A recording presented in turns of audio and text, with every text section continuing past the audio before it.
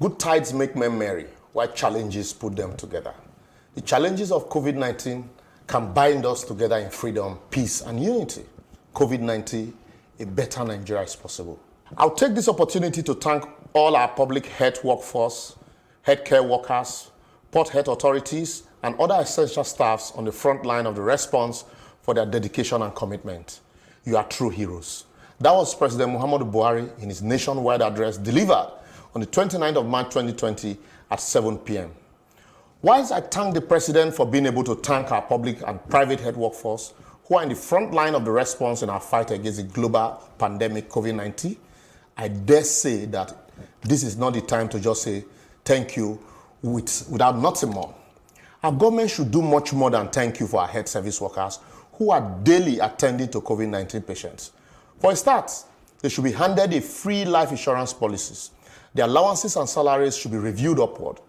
It is shameful that we are still paying them 5,000 naira hazard allowance when 5,000 naira can hardly solve any harm, not to talk of hazard in the present day Nigeria. With the current global reality, even the big hospitals in those foreign countries where our leaders run to for headache don't have space for them as they too are battling with their own situation.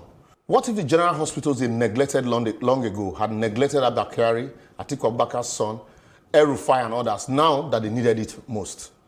The stone rejected by the builders, you say. Need I remind us that 55 million Nigerians have no access to clean water, even as we are told to wash our hands. And whilst we sit at home, more than 65% of Nigerians live in slums, face me, I face you, and places you can hardly call home. About 87 million Nigerians live on daily hustle to survive as they barely feed from hand to mouth.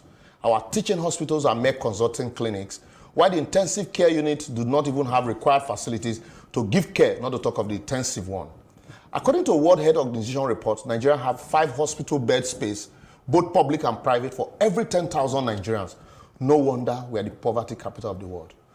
With the 110 modern hospital beds donated by GTB to the Lagos State government, it is obvious that we can achieve these things if we set our mind and have a sincerity of purpose towards it.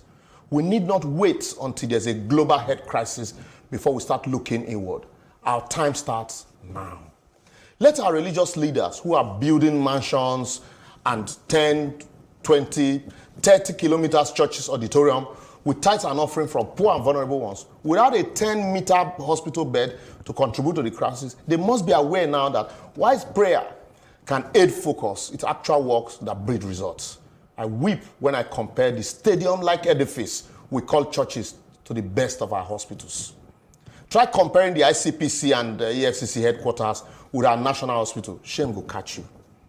Against these realities, China built an hospital in 10 days to fight the virus. We built a 110 modern hospital bed in 5 days thanks to Lagos State government and GTB, which is a testament to the can-do spirit of the ordinary Nigeria.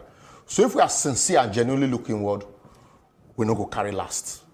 I would therefore advocate that while we are looking for donors and partners to help contribute in our fight against the pandemic, the time to look inward and use this opportunity to revamp not just our health, educational and research institution sector is now, but our complete infrastructural deficit also, we should look at them now. But while we are that, remember that while COVID-19 has killed about 45,000 people globally, Boko Haram, terrorism, insurgency, militancy and kidnapping have killed more than 20 million people in Nigeria alone since the past 18 years. So if we tell them today or that we have been telling them, they will listen more now. As that which is currently chasing all of us, they respect anybody.